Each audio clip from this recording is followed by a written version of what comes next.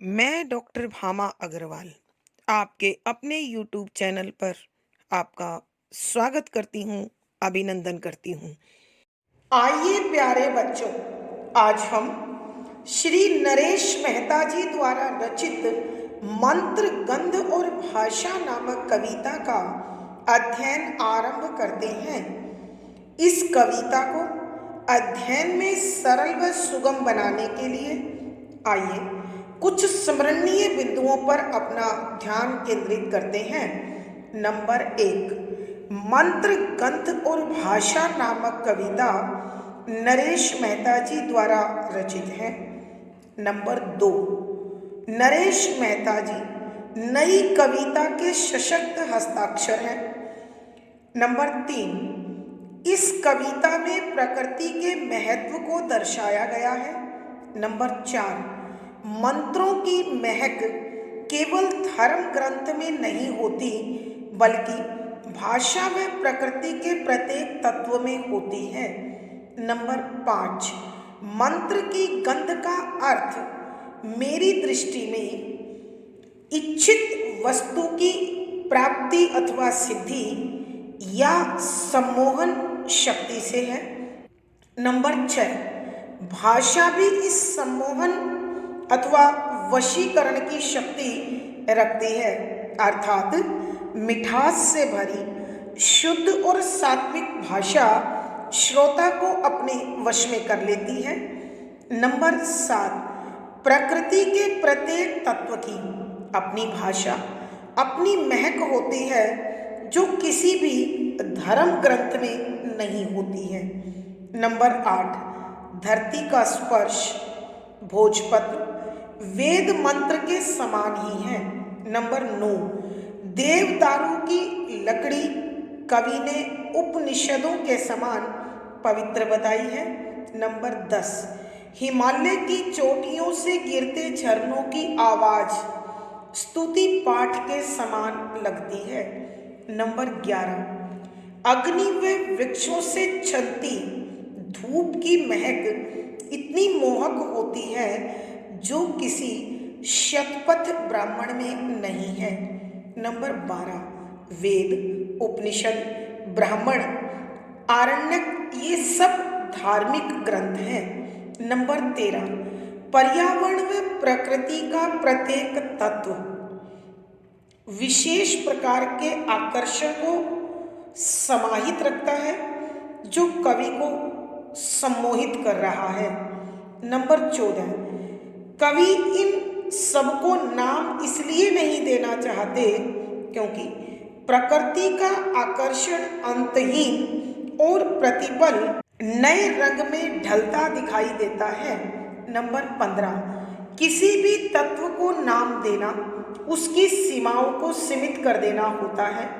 Number 16, एकांत, मेले, शोरगुल, शांति, पतझड़ अथवा बसंत सबकी अपनी अपनी भाषा है और अपनी अपनी महक है, अर्थात सब अपने विशेष गुण से दूसरों को अपनी ओर आकर्षित करते हैं, सम्मोहित करते हैं। आइए अब हम कविता के पदों की व्याख्या करते हैं।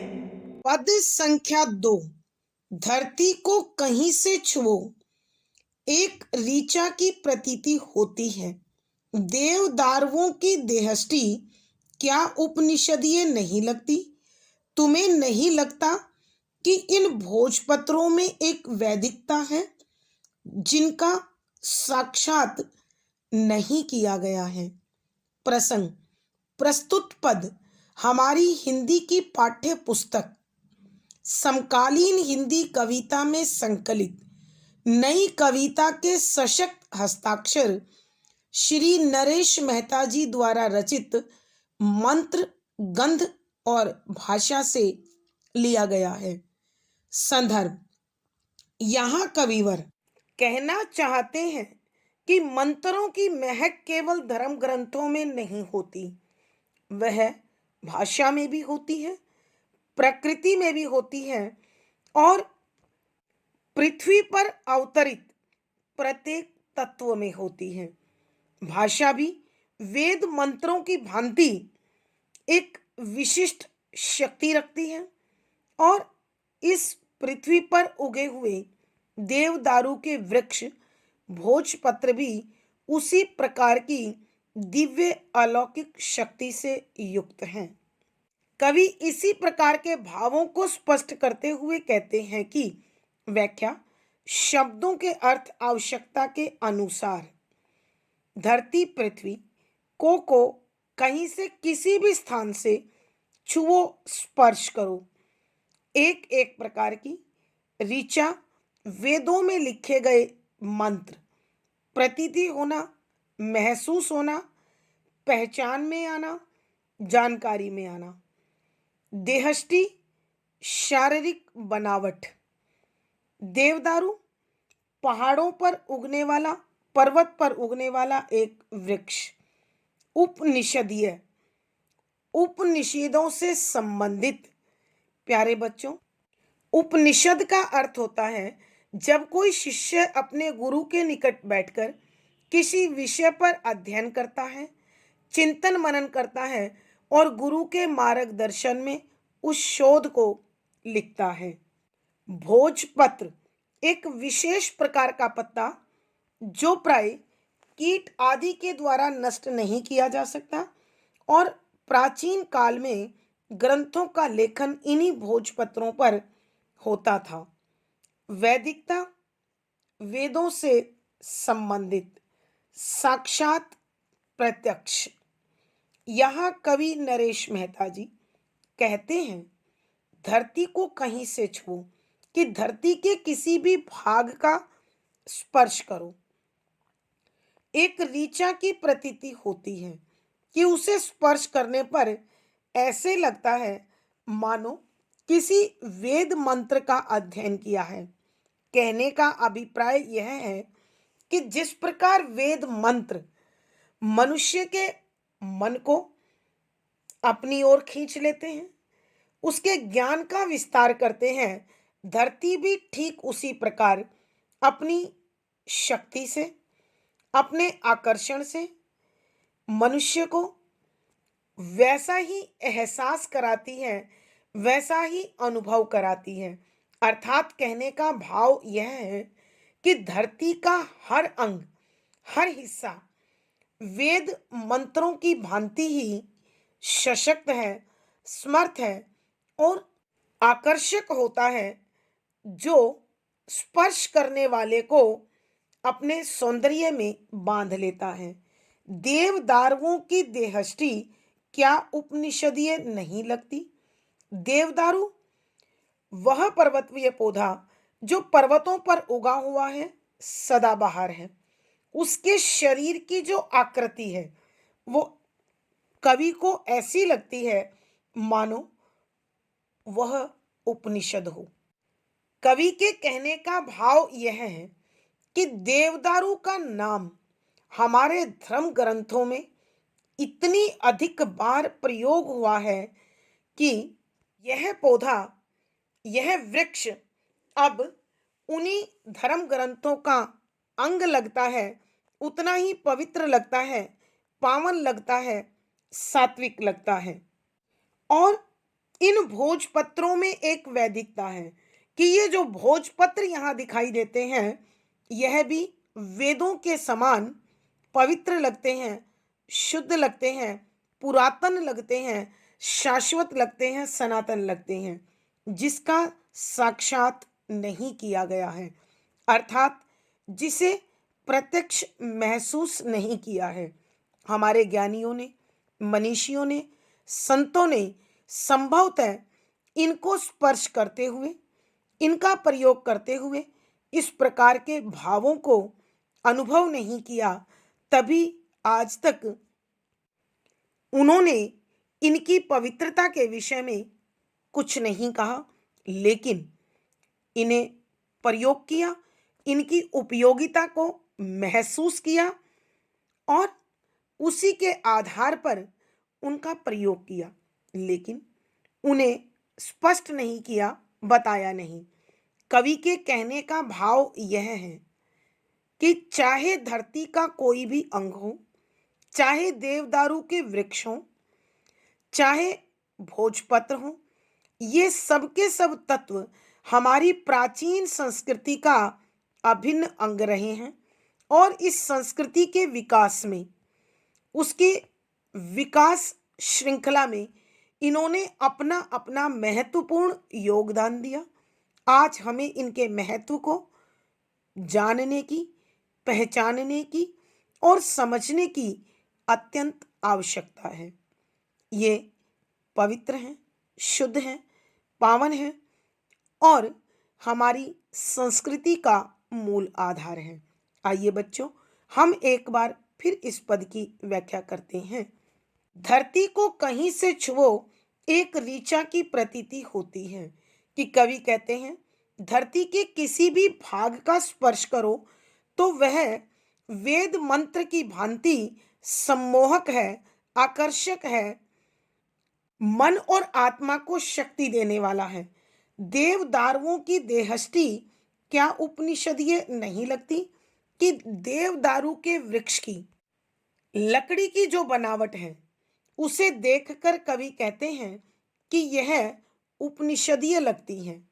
अर्थात वेद शास्त्रों में, पुराणों में, धर्म ग्रंथों में देवदारू के वृक्ष का इतना अधिक वर्णन मिलता है, जिक्र मिलता है कि इन वृक्षों को देखकर ऐसा एहसास होता है कि यह उनका अभिन्न अंग है और उसी का अभिन्न अंग बनकर इस पृथ्वी पर, पर्वतों पर अवतरित हैं और सदाबहार पौधे के रूप में उनका साथ निभा रहे हैं। इसीलिए यह उपनिषद की भांति प्रतीत होते हैं। तुम्हें नहीं लगता कि इन भोजपत्रों में एक वैदिकता है जिसका साक्षात नहीं किया गया है? कि ये जो भोजपत्र दिखाई दे रहे हैं यह भी वेदों से संबंधित हैं, वेदों के समान शाश्वत हैं, सनातन हैं, पुरातन हैं और शुद्ध भावों से भरे हुए हैं, जो अनश्वर हैं, जिसका साक्षात नहीं किया गया है। कि हमारे ऋषि मुनियों ने, संतों ने, मनीषियों ने इसे महसूस नहीं किया, इसे प्रकट नहीं किया, लेकिन इनकी उपयोगिता को, इनकी श्रेष्ठता को पहचाना। इसीलिए हमारी संस्कृति के मूल आधार में इन तत्वों का विशेष योगदान रहा। चाहे धरती के किसी भी हिस्से का स्पर्श करें या उसे भोगें, अथवा देवदारू के वृक्ष हों अथवा भोजपत्र हों, जब भी हम इन्हें महसूस करते हैं, देखते हैं, तो यह अपनी सात्विकता और प्राचीनता का स्पष्ट दर्शन कराते हैं। आज हमें इन्हें जानने की, पहचानने की और समझने की आवश्यकता है ताकि इनके गौरव को, इनकी प्रतिष्ठा को संभाला जाए, बनाया जाए। भावार्थ, कवि के कहने का भाव यह है कि यह पृथ्वी और प्रकृति के अवयव हमारी संस्कृति का मूल आधार हैं और जिन वेद पुराण शास्त्रों का जिक्र हमें सुनने को मिलता है, उन मंत्रों की महक केवल मंत्रों में नहीं होती, धर्म ग्रंथों में नहीं होती, बल्कि हमारे समूचे पर्यावरण में होती है। विशेष यहाँ कवि के कहने का भाव यह है कि संस्कृति के विकास में देवदारू, भोजपत्र और पृथ्वी के विभिन्न भाग विशेष रूप से सहयोगी रहे हैं। शुद्ध साहित्यिक खड़ी बोली का प्रयोग है, शांतरस प्रसाद गुण है, लक्षणा शब्द शक्ति है, मुक्तक छंद गेय शैली और संगीतात्मकता बनी हुई है। यहाँ अनुप्रास, प्रश्न, उल्लेख आदि अलंकारों का सुंदर सटीक प्रयोग हुआ है।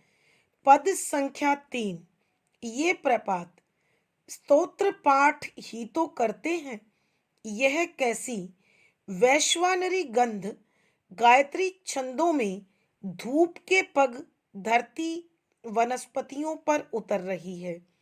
सावित्रियों के इस आरण्य रास का वर्णन किसी शतपथ में नहीं मिलेगा, इसलिए मैं एक भाषा का अनुभव करता हूँ। प्रसंग पूर्ववत। संदर्भ।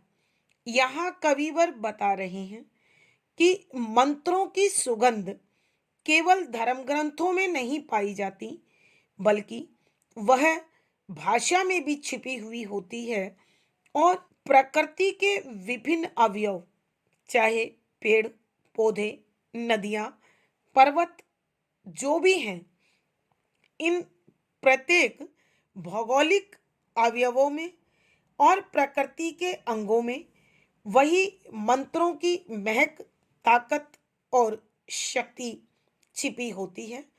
आवश्यकता है मानव मात्र के महसूस करने की। इन्हीं भावों से भरी इन पंक्तियों में कविवर लिखते हैं कि व्याख्या।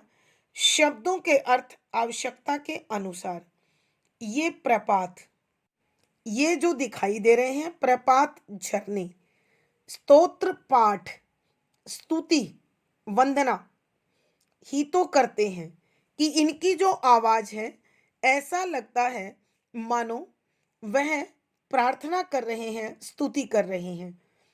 यह कैसी वैश्वानरी गंध, वैश्वानरी गंध होती है आग की महक, अग्नि की महक, गायत्री छंदों, गायत्री, गायत्री मंत्र भी, और गायत्री सूर्य की शक्ति को भी बोलते हैं। छंद, छंदों में धूप, धूप के पग, धरती, पृथ्वी, वनस्पतियों, पेड़ पौधों पर उतर रही है। सावित्रियों यानी सूर्य से निकलने वाली किरणें। आरण्य रास, आरण्य अरण्य से बना है, अरण्य का मतलब होता है जंगल, आरण्य रास का मतलब होता है जंगल में होने वाले खेल। भला किसके? धूप के, हवा के, प्रकृति की। शतपथ ग्रंथ का नाम। अनुभव करना, महसूस करना। यहाँ कवि नरेश मेहता जी कहते हैं कि हिमालय की चोटियों से जब ये झरने पृथ्वी पर गिरते हैं तो ऐसा लगता है कि इनकी आवाज कोई प्रार्थना कर रही है, स्तुति कर रही है, वंदना कर रही है।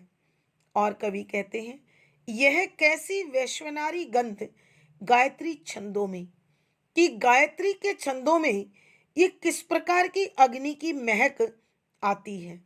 और इन मंत्रों के उच्चारण में ऐसा लगता है मानो धूप धीरे धीरे कदम रखती हुई, धूप रूपी कदम रखती हुई पृथ्वी और पेड़ पौधों की ओर पहुंच रही है। सावित्रियों की इस आरण्य रास का वर्णन किसी शतपथ में नहीं मिलेगा, कि कवि कहते हैं जंगल के पेड़ पौधों, वनस्पतियों के बीच जो धूप अपनी मोहक छवि बनाती है, वन के इस प्रदेश में विभिन्न प्रकार की क्रीड़ाएं करती है, उसका वर्णन किसी भी शतपथ ब्राह्मण ग्रंथ में प्राप्त नहीं होगा। इसलिए मैं एक भाषा का अनुभव करता हूँ कि मैं यहाँ इस वातावरण में, पर्यावरण में एक विशेष प्रकार की भाषा का मुझे अनुभव होता है। अर्थात कवि कहते हैं कि जब मैं इस प्रकार धूप के भिन्न भिन्न क्रियाकलाप देखता हूँ, उसकी महक प्राप्त करता हूँ, तो मुझे एक अलग प्रकार की अनुभूति, एक अलग प्रकार का एहसास होता है। लेकिन यह जो अनुभूति है, यह जो एहसास है, मुझे किसी भी धर्म ग्रंथ से प्राप्त नहीं हुआ है। आइए बच्चों, हम एक बार फिर इस पद की व्याख्या करते हैं। यहाँ कविवर कहते हैं कि हिमालय की ऊंची चोटियों से गिरने वाले ये झरने, ऐसा लगता है मानो स्तुति पाठ कर रहे हैं, प्रार्थना कर रहे हैं, वंदना कर रहे हैं। और मुझे गायत्री के छंदों में ये अलग ही प्रकार की अग्नि की महक महसूस होती है। उसे महसूस कर ऐसा लगता है मानो यह गायत्री के छंद धूप के कदमों के माध्यम से धरती और पेड़ पौधों पर उतर रहे हैं। अर्थात कवि के कहने का भाव यह है कि सूर्य की ये किरणें धूप का रूप धारण कर धीरे धीरे पूरी पृथ्वी पर पेड़ पौधों पर छाती चली जाती है। सावित्रियों के इस आरण्य रास का वर्णन किसी शतपथ में नहीं मिलेगा कि यह धूप जो वन प्रदेश में जंगल के क्षेत्र में पेड़ पौधे वनस्पति विभिन्न प्रकार की आकृतियों के साथ खेलती सी प्रतीत होती है।